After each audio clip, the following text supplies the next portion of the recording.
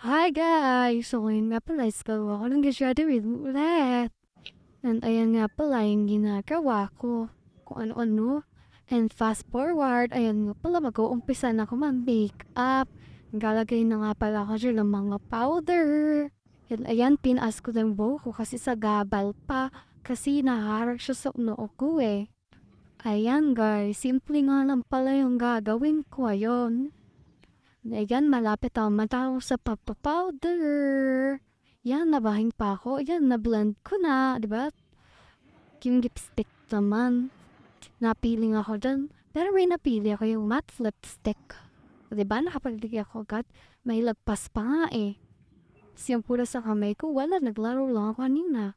Tapos yan, naglalagay na ako ng powder sa bibig ko. Pinrush ko rin naman. So, ayan na, nagliligpit na nga pala ako dyan ng mga time na yan.